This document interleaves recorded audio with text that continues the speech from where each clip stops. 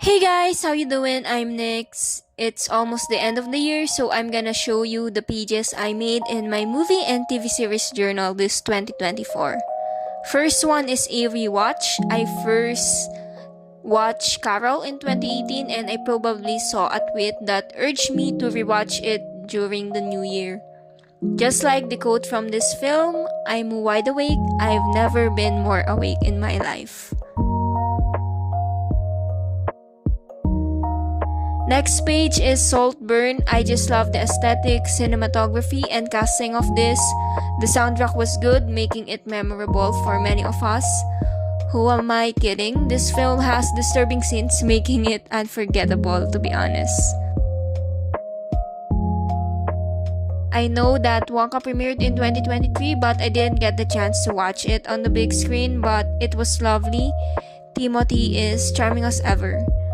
Next one is Haikyuu. Finally, I'm free to watch another anime aside from Naruto. It was fun.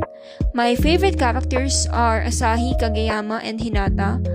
It was timely that I watched the series since the Dumpster Battle also came out in May and I was able to watch it at the cinema.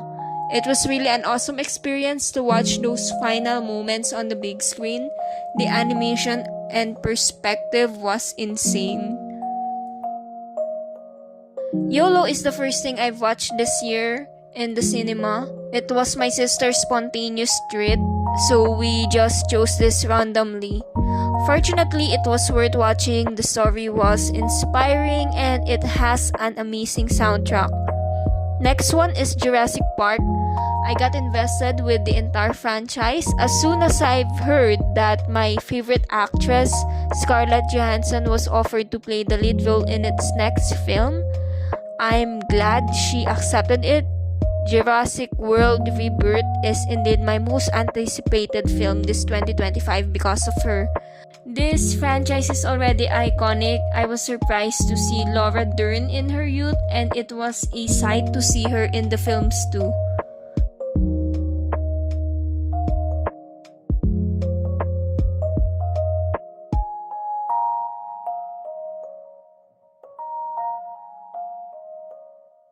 Young Sheldon has ended, so I created a new page for it even if I already have one back in my 2020 journal.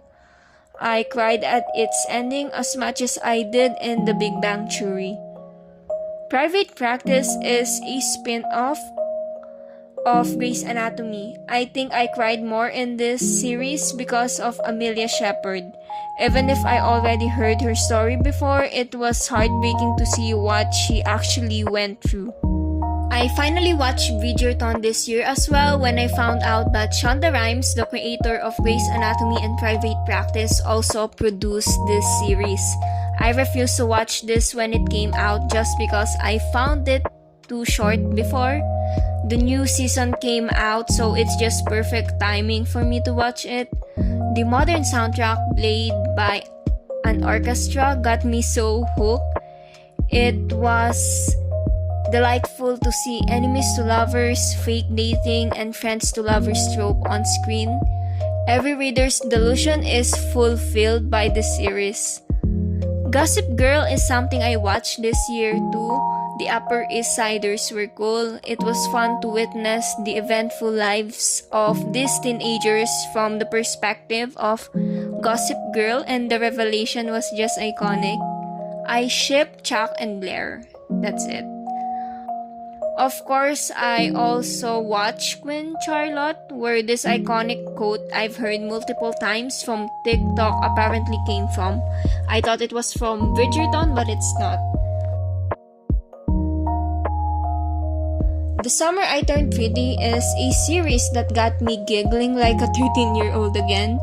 I made a separate video about this last July and August, as well as the following movies in the next pages, so I'm not gonna talk about it again anymore in this video.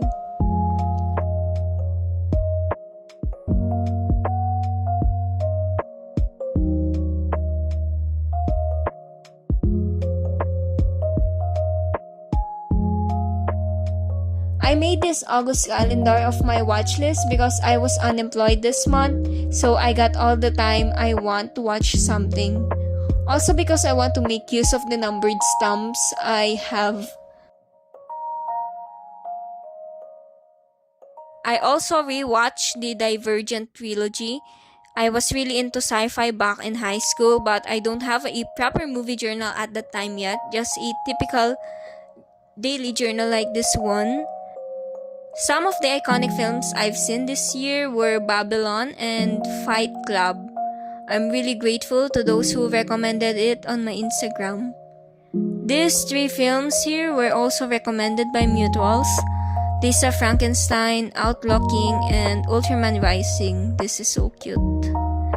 Next TV series is Orange is the New Black, such an extraordinary story. I included this in my GOAT or greatest of all time TV series out of 75 shows I've seen. My favorite characters were Voss, Nikki, and Suzanne.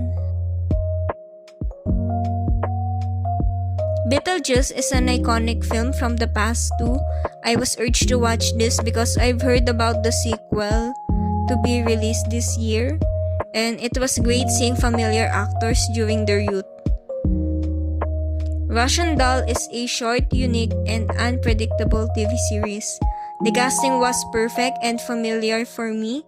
Natasha Lyonne from Orange is the New Black, Greta Lee from The Morning Show and Past Lives, and Anne Murphy from Schitt's Creek were all here. I slightly got into these two Thai series.